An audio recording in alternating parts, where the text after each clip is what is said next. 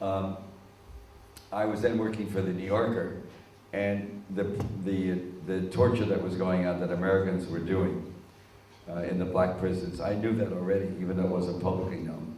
And I knew Cheney was involved, and I knew that special forces were involved. And we also, what we did, that wasn't what I was writing about. I was writing about the American war in Iraq and how screwed up it was. I wasn't writing about torture, but I knew there were prisons that were no good. And what we did after the war is we grabbed most of the senior generals in the Iraqi army, Sunni or Shia. There were, by the way, even though Saddam was Sunni, the higher percentage, there were more Shia officers than Sunni. In a very strange way, Sunni-Shia relationships were much better under Saddam than under us. We started something. The schism was really generated by us, separating the two. We would get quotas for elections, Sunni-Shia. That wasn't happening before. Not that Saddam was a good guy, that's not the point. But it was interesting.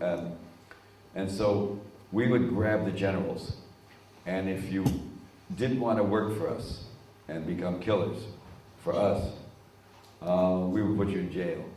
And we grabbed most of them, but we missed a couple. And one of the guys we missed, I knew this from the UN people that were there, a very, very bright 2 or 3 star Air Force general, whose English was good. He worked with the teams that were doing investigations. And remember the UN teams to make sure there were no bombs there? There were none. The whole myth, it's all a myth about him and bombs. Same with Iran. There's no bombs in Iran. We know that. We just play these crazy games. It's good politics to worry about it. Iran was never interested in the bomb. There were fatwas that we don't take seriously because we didn't like them. Anyway, so what I did there is I went looking. Some of the generals escaped into Syria. And I went to Syria, and I spent 5 days with a 3-star general, senior guy. And I have a notebook this big of notes. He could drive, it cost $700 to drive out safely. And of course, the New Yorker paid for that. We spent 5 days in a hotel in the old city. And about the 3rd or 4th day, he told me about the prison, Abu Ghraib. And I knew there were prisons that were bad, but he said, this is the special one, he said. He said it was the worst prison going, and he said, the women are writing their fathers and brothers and saying, come kill me because I've been defiled. You know, the West, we operate on guilt. In the Middle East, they operate on shame. And so the notion of being defiled could mean anything, but the American boys were taking pictures of them nude and playing around with them. You know, the soldiers were violating you just can't do that in the Middle East. That's just a no-no. I mean, it's in the Quran. And I play tennis a lot, and in Cairo, when you're done playing tennis, there's no shower with everybody running around, you know, slapping each other with towels. You know, the myth. And that's the way it was in America. Everybody has a separate stall with privacy. It's just the way it is, the culture. Anyway, and so he told me about Abu Ghraib. It took me 5 months to find the story. But he told me that the prisons were bad. It was beyond belief. And who told you really about the story about Pakistanis. I spent a lot of time with the Pakistani intelligence service. the good intelligence service? It's terrifying. Pakistan has perhaps 200 nuclear bombs now, and we don't know. We don't know. We don't know where they are. We always like to think we have control of everything in America. They don't trust us. We don't trust them. They're our ally. If you remember, we were always pro-Pakistan. India was always pro-China at the end of the Cold War. And I remember the plane that was shot down, Gary Francis Powers, the U-2. He flew out of a secret base in Pakistan. We have tremendous control. We did militarily, culturally, and in terms of intelligence in the early years of Pakistan after the division. So in this case,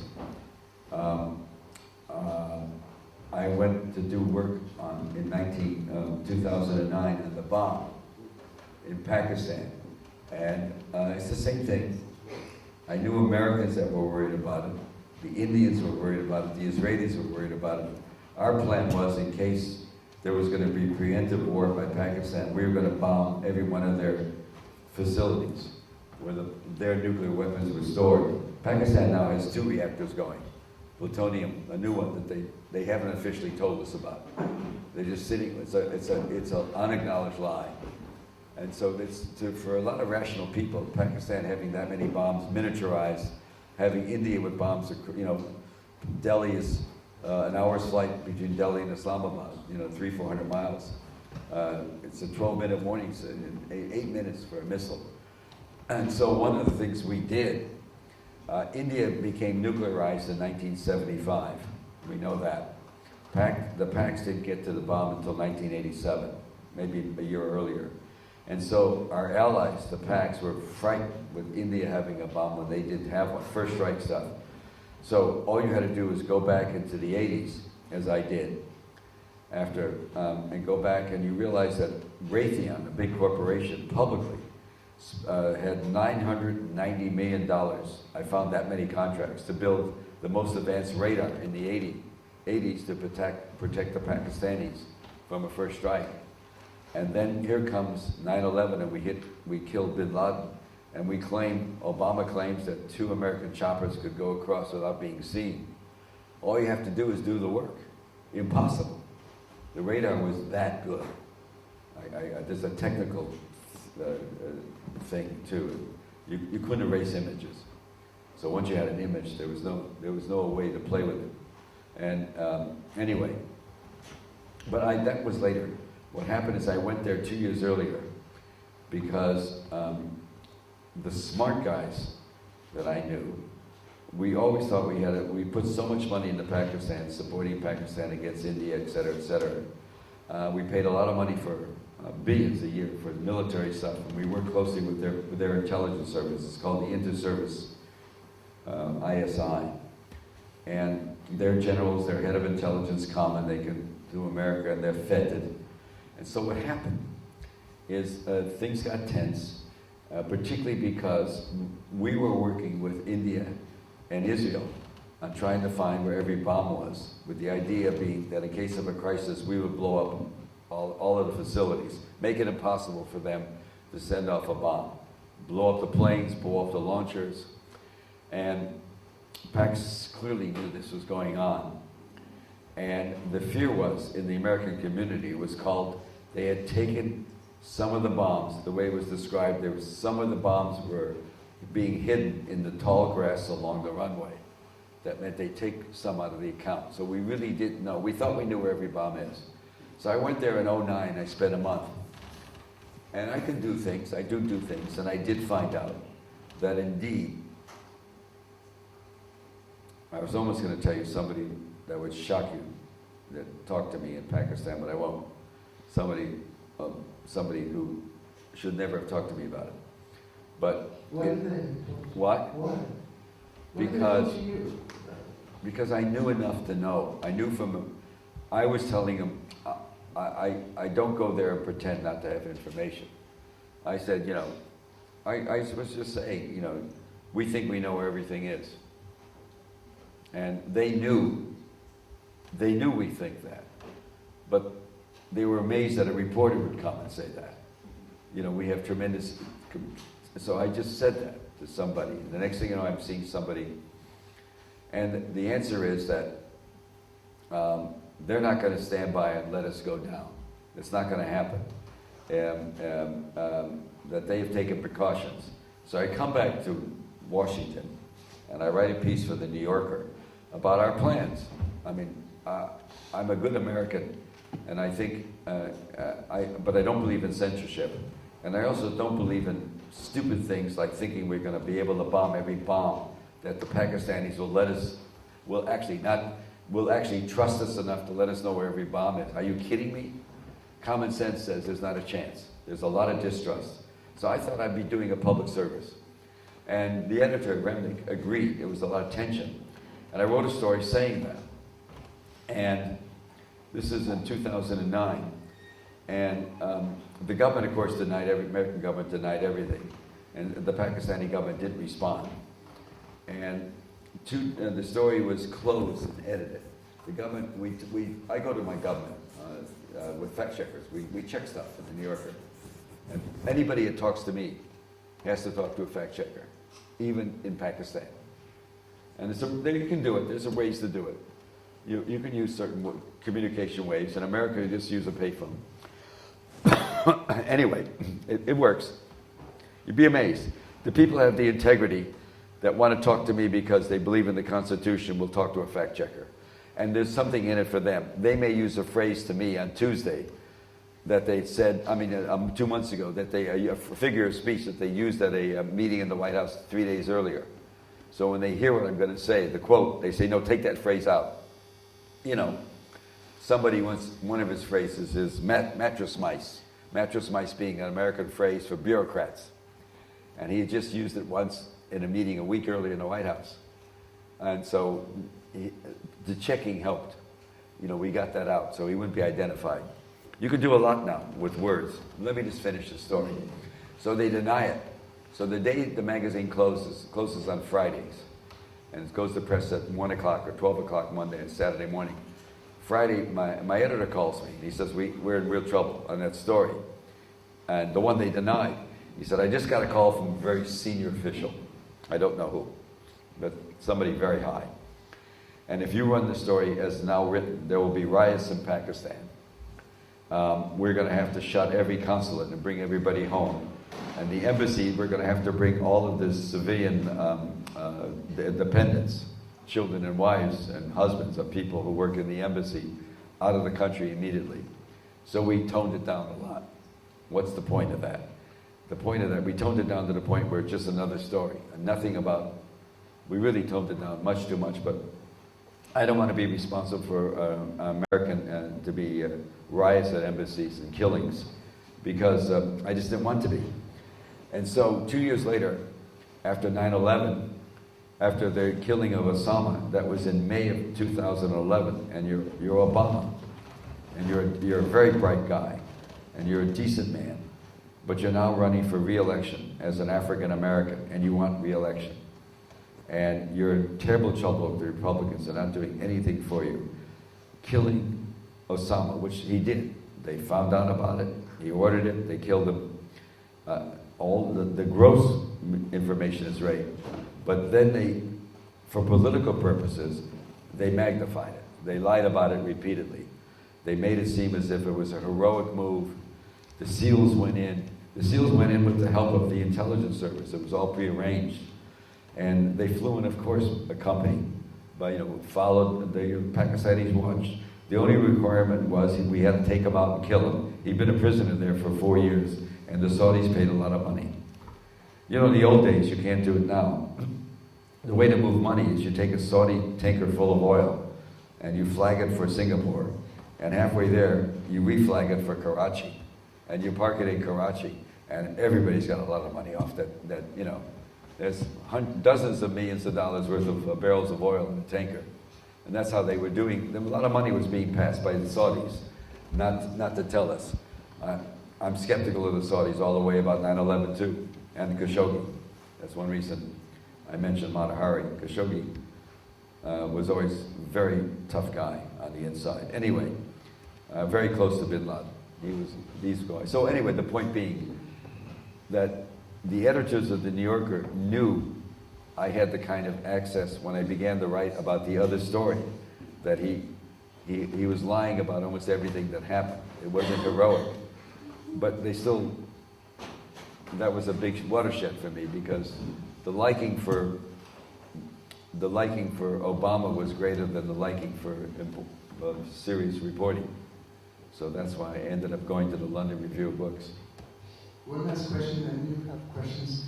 I'm just curious, what's going to happen with Iran? With what? Iran. What's going to really happen? You've been speaking to Assad. You know it's perhaps on the what's on the cards with the new sanctions. What's going to happen? Is going to be a war? I'll tell you what I was told by somebody I respect. I remember I mentioned this particular gentleman. Trump is dangerous. He's dangerous in the way he uses violence and he advocates violence. And there are, there's a lot of worry about, as I said, Trump is dangerous. America's a bitterly divided country. And there are a lot of people with a lot of weapons in America. If you've ever fired, all you need to know about assault weapons that are sold is fire an AR-15 assault weapon. When I was in the Army, we had something called the M1, this is 60-61, and you would fire it at a range, and your shoulder would be black and blue for weeks. It would kick back so hard. The AR-15 is light. You hold it out like this. It has no vibrations. You can fire 30 rounds of bullets that are designed to, once they hit the skin or hit a bone, to twirl around and cause tissue damage. That's the bullets that are used. So you really can be, it's a killer bomb, killer weapon, sold publicly. And it has a dot in it, in the middle. And you could have never fired a weapon in your life and go to a range and put the dot on it and pull the trigger. It's 30 rounds in a clip. You could go boop, boop, boop, boop, or you could make it go da, da, da, da, da, da. You can make it go, it can take a minute or it can take 15 seconds, 12 seconds. And everything's in the middle, because it's where the dot is. There's no vibration. It's the most killing weapon. It's why crazy men can go into a dance hall or a synagogue or a church and kill people, because it's not like they have to, there's no aiming involved. So I have two theories in life. One is that everybody in America should fire an AR-15 and then realize how insane it is to have it be sold over the counter. And the other theory is, I think everybody, this is Pollyanna, everybody in the military academy, in the West Point, or the Navy Academy, or Merchant Marine Academy, Air Force, every student, as in many colleges in America, you see them here, should spend at least 6 months of their third year abroad, living with a middle-class family in Africa, Europe, Eastern Europe, Asia, should just live abroad, so they don't get this 4 years of this rigorous, insane sort of in education in which the honor code is immediately the first thing discarded. It's all about, the honor code is okay until you have to use it. And you always lie to protect your officers. That's what happens. That's what happened to Me Lie. I wrote a book called the WPPA, the West Point Protective Association. It was about the cover-up that nobody cared about, but I liked it.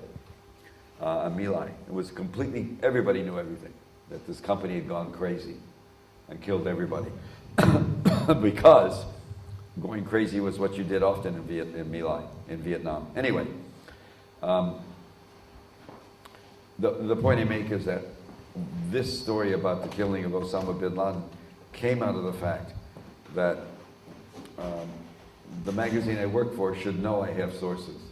When I say that this happened and it was done with the help of the ISA, I know what I'm talking about. He was a prisoner. He'd been captured. I don't quite know, probably in Hindu Kush, probably as early as 05, 06. Who knows, maybe that. He was a prisoner, living there as a prisoner. That's what it was. Pakistanis double-crossed us. Anyway, we should have some questions. Oh my God, it's midnight. Some of you must, yes, sure. Yeah, wait. You want? Up there, you can have a question too. I'm not going anyplace. There's no night train to Washington. Okay. Yeah, go ahead. Take this. Okay, we have that on. You're free to go. Go home. Don't have to be polite. Yes, go ahead.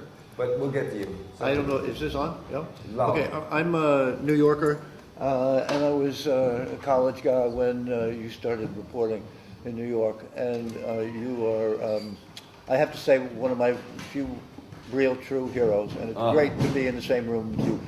I was a Vietnam, I went through that process, and Did you serve in Vietnam? No, I served in the States in the burn facility in Fort Sam Houston, Brooke Army General Hospital. Yeah. The 48-hour medevac, you remember? Oh my God. Yeah, we'd blow them up, bring them back in 48 hours. You know about M&Ms? Yeah, sure. And the vets, the Yeah, medics? sure. Yeah, yeah. We used to call them crispy critters. That was really nice.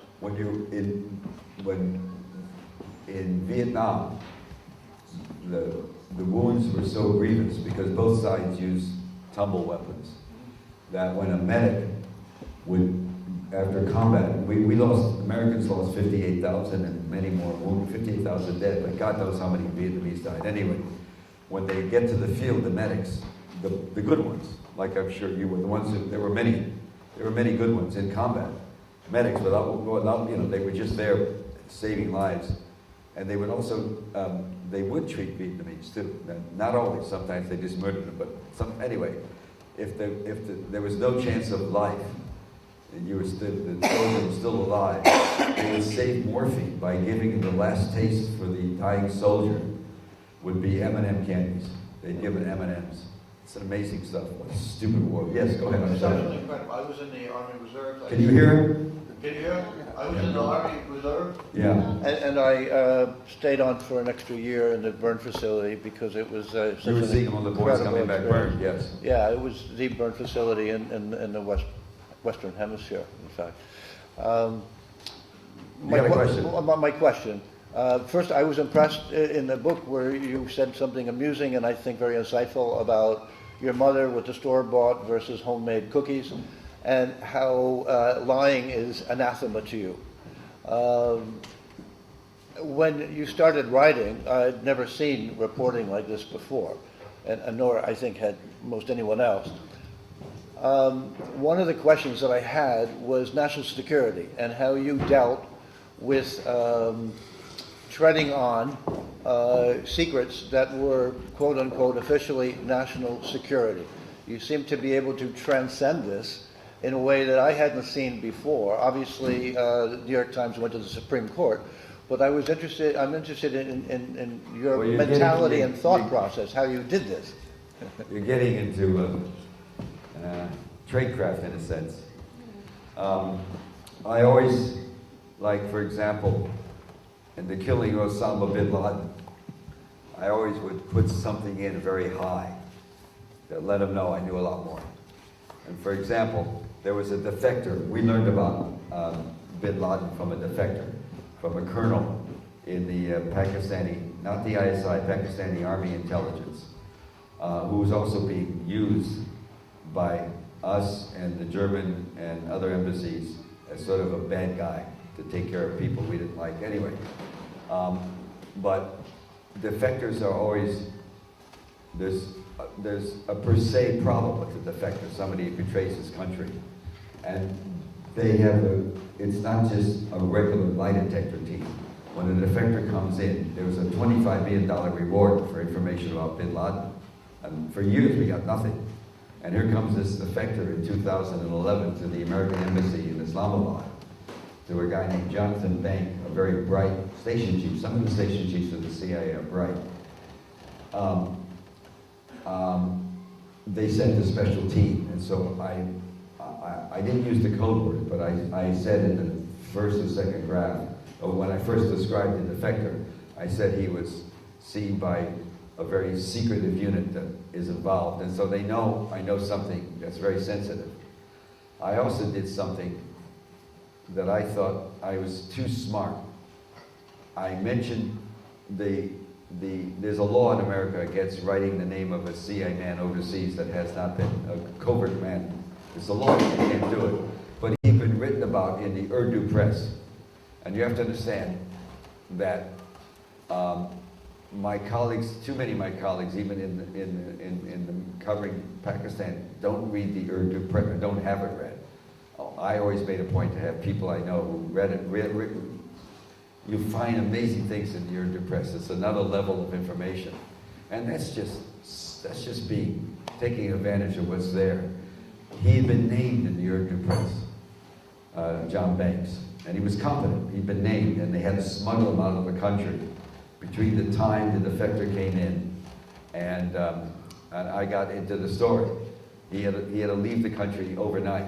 And we snuggled out. We just put him on a plane without. We didn't give him a visa. We cheated a little bit on it, which always pissed off the Pakistanis. Anyway, so I mentioned his name because it had been named, and I knew they would sue me. In the 6th or 7th graph, I said the defector came to bank, and I knew the story because I was writing a story totally contrary to what the president was saying, and he's a beloved president. If you remember, some of the stories in the first days were that bin Laden had an AK-47 and 2 women in front of him. They were just lying. He was a prisoner. Lying, just a prisoner. They just killed, and the SEALs, there were 2 teams of 18, 2 groups, 2 SEALs. American SEALs have not been in water in years. They've been on Afghanistan, but they still pretend. They're in squads, 6 people get into a dinghy. So they still go, 2 squads make up a team, that's 12. They had 4 squads. And a squad went up the steps, had to blow a steel door. They had to know how much explosive to put. They only could get that from the ISA. Too much explosive, you could kill it. And they got through he was in a locked area, and they all shot him. 5 of them opened up on him. They want, fuck him, we're gonna kill bin Laden. So there was nothing left of him. They put him parts in a body bag. All of this, anyway. And so I'm writing this, and I thought my colleagues had all been given briefings for a week by the White House about the heroism and how the president had a tough decision to make, and they were brooding about it, and there was a meeting. It was such high thing. And the reported newspapers were so eager for the stories that one of the stories I saw in that first, and in the USA Today, is that it, that paper? They begged for an exclusive. Everybody wanted an exclusive, and one of the SEALs had brought a dog with him. And the story they wrote was about a dog that the SEALs brought, and the raid took place in the middle of a town called Abbottabad. He was in a compound it was the Martha's Vineyard, if you will. It was in the foothills. The temperatures there were 15 degrees cooler in summer, about 50 kilometers from Islamabad. Senior bureaucrats and the military guys had summer houses there, or rentals. He was right there, a mile away from the West Point Academy where they trained officers, and 2 miles from a brigade headquarters, one of the better brigades. Just insane to think he was there not as a prisoner, and not known to the ISI. The story was he wasn't known. He was hiding out there, running the war from there. I mean, it was the craziest cover story in the world. And I thought the trick would be, I'm going to name Banks as the guy they walked into. And I knew enough about Bank, his name was Bank, to know that he had he had a reputation for integrity. I thought, I'm doomed, because everybody's going to attack every story I write, because they'd all been writing the propaganda. Even the New York Times, even the New Yorker have been writing the propaganda. Obama, hero, the war's over, the war on terror is over. There was crowds outside saying the war's over. And so I knew I'd be attacked. But I thought, if the reporters saw I named Bank, and John Bank doesn't show up on CNN or NBC, denouncing my story, there's something there. But nobody paid attention to the fact that he didn't do it. He didn't do it. He was under pressure, but he didn't do it. He didn't publicly tell he wouldn't do that. So I outsmarted myself. I thought that my colleagues would say, someone would say, well, where's this guy? Retired guys were doing it. Anyway, the whole point of the story is that so USA Today wanted an exclusive, and if you remember on the raid, one chopper, they had to blow up one crash, and they blew it up, and they're there for 40 minutes. They were supposed to be there for 20. They brought in another chopper, a 2-engine chopper. They went 110 miles an hour. They parked it about 40 kilometers outside, a rescue chopper. I mean, the Pakistani satellite radar can't detect a 2-engine chopper going 140 miles an hour, going back in the, I mean, come on. Anyway, and so everybody bought the story. And so here I write a different story a year, but one of the stories that got me was, one of the things that was so clear is that the fire department, the police department were told to stand down. And the Urdu press, within weeks, interviewed people in the neighborhood. They all said that the day of the raid, they were, the security people from the ISI came, knocked on their door, neighbors, and said, you will see something tonight, you'll hear noise, you will not talk about it. So, I mean, it was in the Urdu press. You could have found, anyway, the one story was that the dog stayed outside the compound in case when people saw the fire, and would warn the dogs, would warn the people not to come. And I remember thinking, oh my God, now they're writing about a dog that barks in Urdu. You know what I mean? It was just so nuts. But they get so nuts. They get so nuts. The question about Iran that he raised, I'll give you the optimistic one, the intellectually optimistic one. There are some people in the government who think, despite the fact that Trump, who talks before he thinks, but you know, the economy's looking good in America. He did not use economy in the last week. He used the hordes of migrants coming, because he does know that the economy is only good for 1%, and the working class is not good. He did know that. He articulated it. It's not an argument to make, even though you wonder why I'm not using the economy doing better. It's only doing the rich people. So there's a layer of thought. I'll give you the sophisticated layer of thought. We took Kim to Singapore from North Korea. And by the way, if there's going to be a Nobel Peace Prize, it's going to be to move the guy in South Korea. Boom. Most people don't pay attention. There's been 4 peace conferences between North and South in the last 4 decades. And in every case, the South didn't want to play too. The North wanted to play just as much, but the South didn't want to.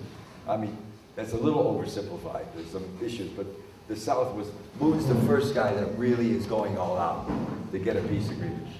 And he's very interesting. He deserves a lot. We're tagging along.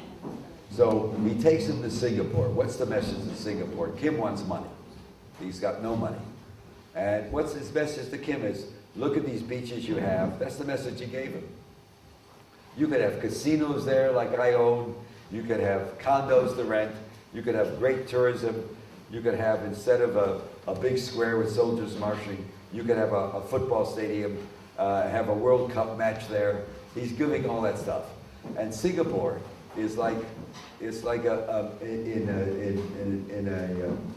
a movie about Superman, it's like a metropolis. It's this glowing city. And what's the message? The message was to Tehran that, you know what? Make a concession or two, kiss our ring a little bit, and you can have this too. It's not going to work, I don't think. But that was the message. They was telling Tehran, you know, we're squeezing you, but you don't have to do it.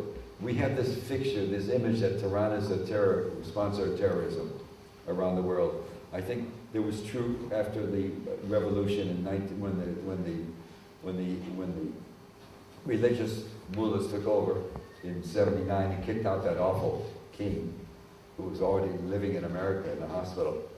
It is true that I think in Vienna and a couple other places, dissidents who were seen to be a threat from Iranians, there were attempts to kill people. But I think it's way overblown. My friends in the intelligence community say they have elections. They have a lot of stuff going on. And they really, it's a country that, if we played it differently, could have been much different. They're in love with American music. Michael Jordan's the basketball star there. The t-shirts are all over. North Korea is, at night, they dance and party, take off the burqas or whatever it is, and they party. They want to join the West. They want to join the West.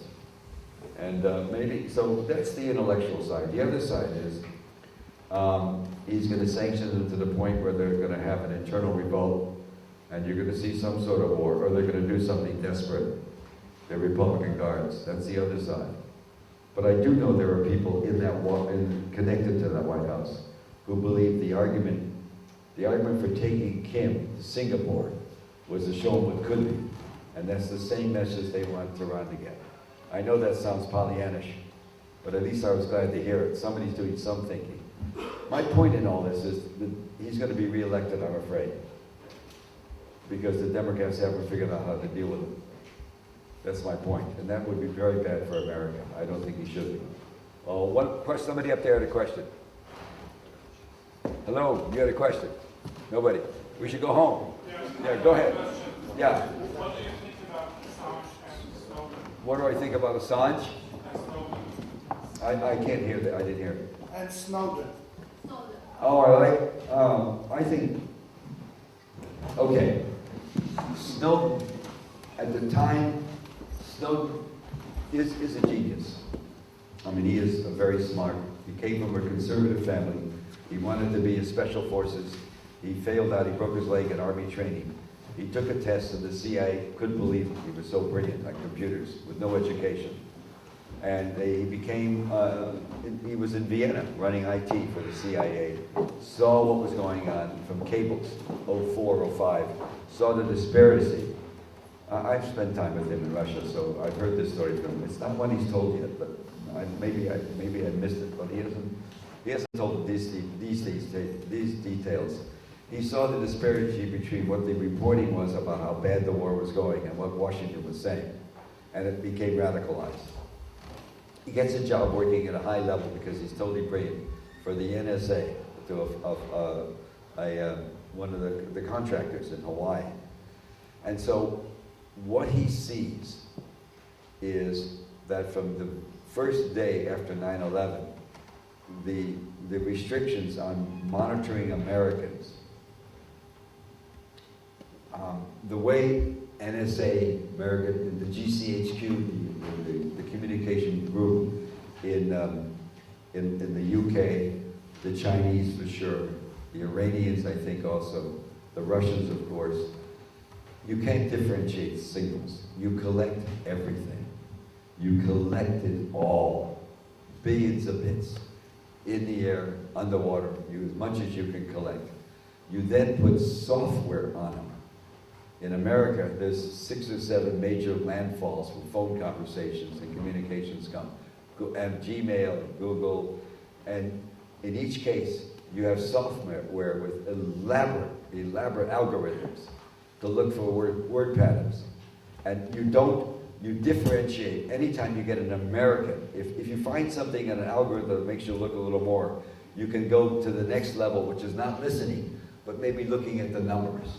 What the phone number is, who you maybe think about. Any American, you can't do an American until 2001. On 9/11, that night, Cheney ordered what they called all of the software they call filters in America. All countries do the same thing. You have elaborate mathematical models, and the filters are designed to weed out any people you cannot constitutionally in America listen to people without a court order. That was thrown away.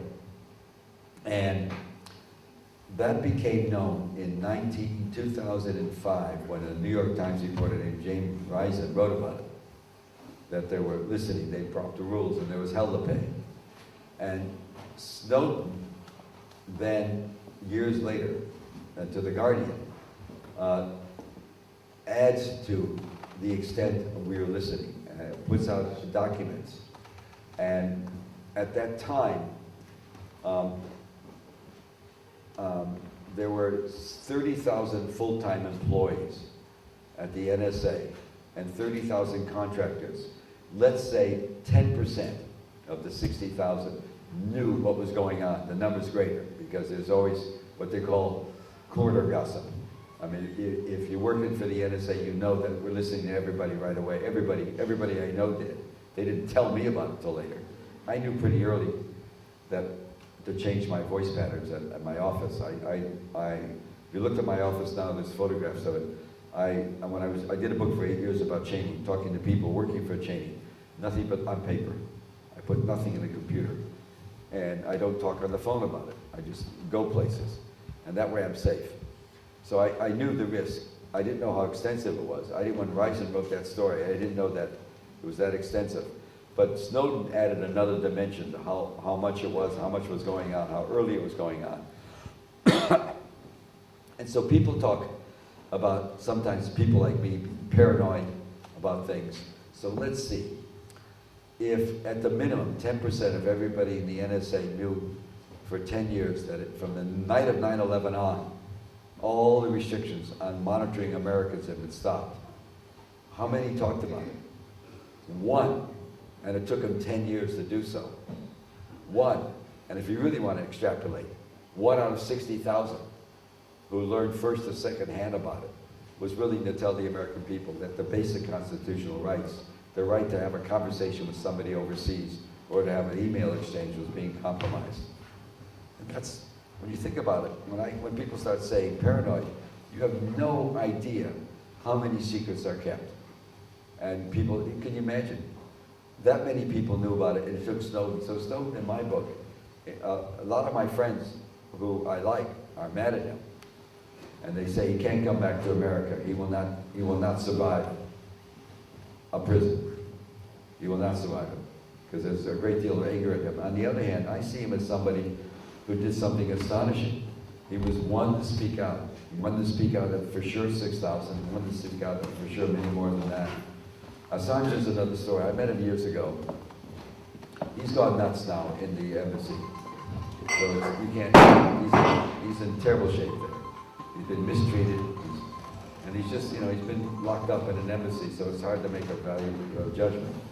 I will tell you, he's been off the wall for years. The idea that the Russians would use him is crazy, just like we would use him. He's too dangerous, he's too volatile. And the Russians are, the notion that the Russians were responsible for breaking into the DNC is just a figment of the Democrats' imagination, I think. But I don't know that. So that's what I think. I like Snowden. I have no trouble. I thought what Assange did was very gutsy. There's no question he'll be thrown in jail if he ever gets out of the Ecuador. The Brits will immediately flush him back to America, and he's going to be in jail the rest of his life. So he's stuck. He's stuck. One last question, because you guys, it's. I don't know whether this is within your remit, but I can't hear. yeah, you can hear me. What is your view of current state of Europe?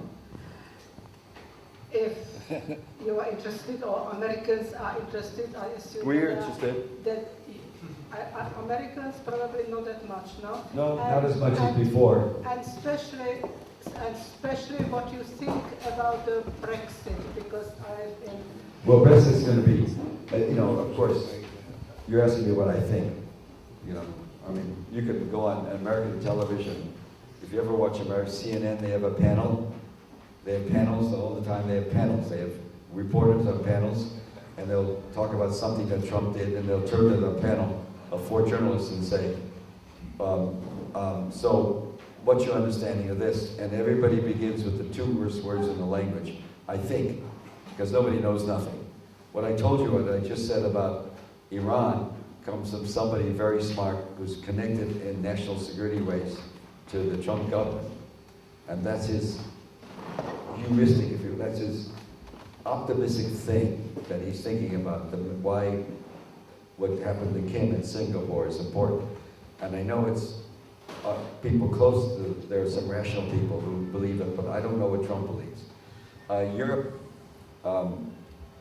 Brexit is going to be an economic disaster, you know that. It's going to be an economic disaster for We England. know that I live in England, and we think it's going to be absolute catastrophe. No, it's going to be, the automobile industry is going to be down 12%.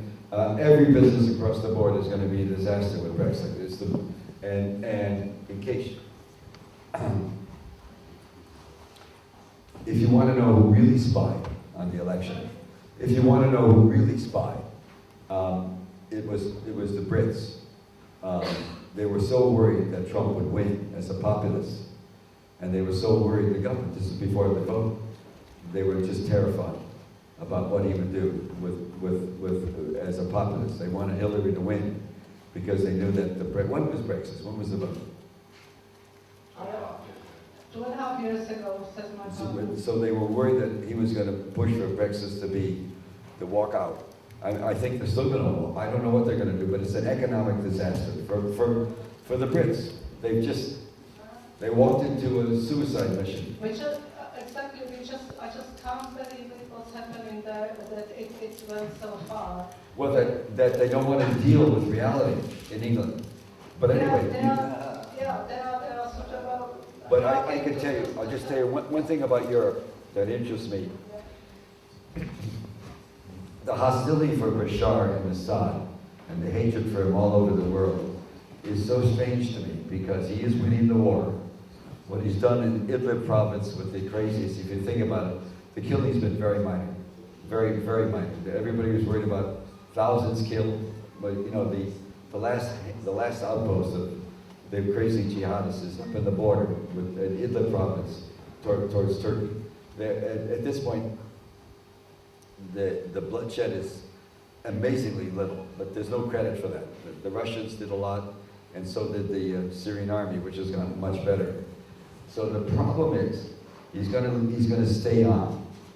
And what's the good? He's already gotten many billions from China for reconstruction. And they have architecture work, redesigning cities. I'm serious, I know that. And China's, I don't know how much, many billions, and from other countries. And so what's gonna happen? You're gonna get 5 to 7 million people coming back into Syria. You're gonna take a little pressure off the refugee crisis. And why people don't understand that and welcome that is beyond me. It just doesn't make sense to me. And so it's going to happen anyway. And what was the alternative?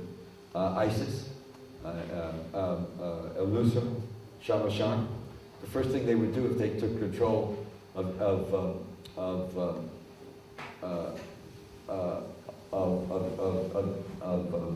what the hell's the capital of? Why can't I remember this? Of Damascus, is they would order all other sects, Sharia law. You'd all have to leave. The Sunnis who didn't support it would all have to leave. There'd be a lot of bloodshed. The Iranians would move. The Israelis would move. I mean, what's the option? In any case, so I think that once that happens, you could get some pressure off the refugee issue. But basically, England's they've committed suicide, Harry Carey. They've just committed Harry Carey. They don't know how to get out of it. And she can't do it because she's stuck. She's stuck too. And so it's just madness. They're going to go, the collapse is going to be unbelievable. I just read something the other day. I read some the economists have been talking about it. Do you know that there's a plant, there's a Toyota plant in England that has, they're building a lot of cars in England and selling them all over Europe. And they have a fleet of 3,500 trucks that do nothing but bring parts in from all over. They drive parts in from all over to keep the assembly line going. They keep an assembly line going like that. By the way, do you ever think of a war? In a war, there's a division. And you go to war, and you send a division of 25,000 men into combat. You have to figure out how many sheets of toilet paper each guy is going to use a day. You cannot believe how complicated it is to put an army division in combat. How much water, how much food, how much arms. It's just an amazing progress. War is the most useless product in the world. It's just so useless, but anyway. But it goes on and on. So, I think losing the INF treaty is going to be scary for Europe. Europe's had 30 years of no nuclear worries. And you could have pressure from people like John Bolton and others to increase pressure on Russia. And with Poland, go for some intermediate, sure, Poland will put some they would do it for us if we asked them to. And then what would be the Russian response? So we're back into a crazy time now. Anyway, this should be, my voice is going. I'm going. One last question. It's midnight, my time. I landed today. Go ahead. Okay, I'll keep it brief. I'm originally from the Arizona area. My youngest sister lost 3 good friends in a gun massacre in Tucson, Arizona. Oh, the one a couple years ago? Yeah, but Yeah, this is right. the woman who shot in the head differs. Right. I knew her personally in high school and college. Anyway, my point is that my sister dare not mention on the internet that she knows anybody who died there, because we have, well, in fact, I just met a person who knew somebody who lost a child in the Connecticut massacre in Newton in Sandy Hook. Okay, sorry. So anyway, you probably know the man who insisted that his birth son didn't exist. He tried to confront the people who believed in the conspiracy theory that nobody died at Sandy Hook Elementary School, they were all actors, and he's like a hunted criminal. He's had to move 6 times. Somewhere there, please find your question for me. Yeah, the question is, what do we do about gaslighting? When people deny reality, when we see a CNN reporter is not allowed to ask President Trump a question, and then he's accused of sexually assaulting a woman, which we can see with our own eyes is false. And yet Trump supporters go out and say, don't believe your lying eyes, it's the exact opposite way around. I mean, even Joe Stalin did not have that power to control our minds. So how do we stand up to reality denial? To people who Joe say, Stalin didn't do bad. yeah, He was pretty good. So how do we do what? how do we stand up to reality denial? People who make us say 2 plus 2 equals 3, and we can't fight because Well, God controls our minds. We're too scared someone might have a gun and shoot us. So we ought to believe that the sky is green, 2 plus 2 equals 3, that the earth is flat. Okay. I got it. Do you have any advice for us? How to fight reality denial? Well, if I were the side that supported the Democrats, I guess if you really want to know what I would do, I would say I think everybody better start arming because it's coming. We're on the verge of a real civil war in our country. The other side's armed. I agree with you. I think And so I would say, part of me would say, well, maybe it's time to start training up and getting all the school teachers who lined up and all the minorities that lined up and voted, getting trained in arms, because it's coming. There is something coming.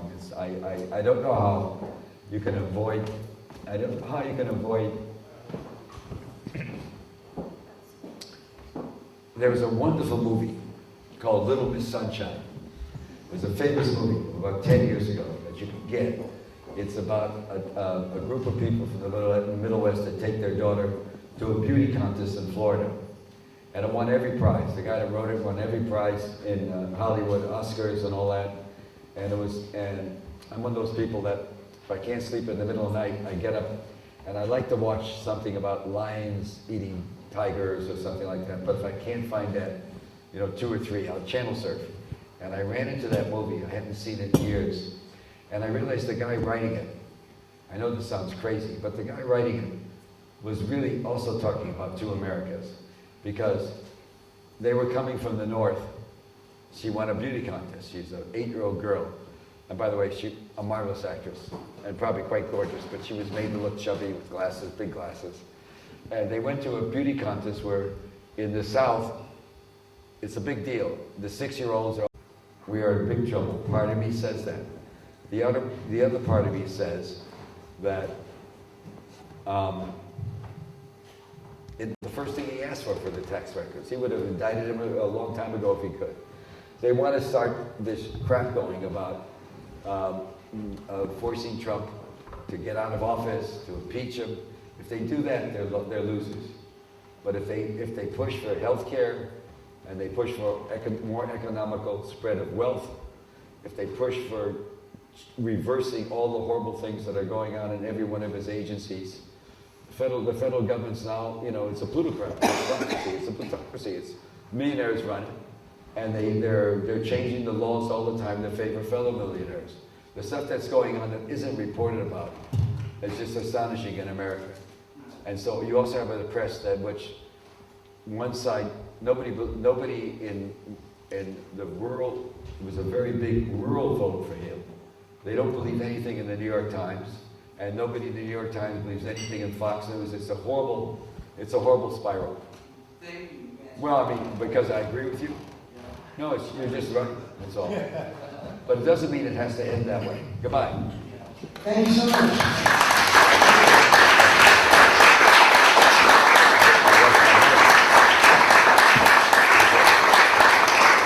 Very simply, we really thank Seymour Hersh for his words, for his thoughts, for his life. For his life. It's not over. It's not over. We're not taking it. So, But we have some books here which are very important. what His made- work, what made- his life's work. what made If you you'd like ask the to question? purchase a copy Arizona, of Sign, please do so. Please do so. Okay. Like if I get on the internet, like I go to Professor Simon Altnet, for example, and Just kind of shake your head. I just want to tell you something. the best letters I got.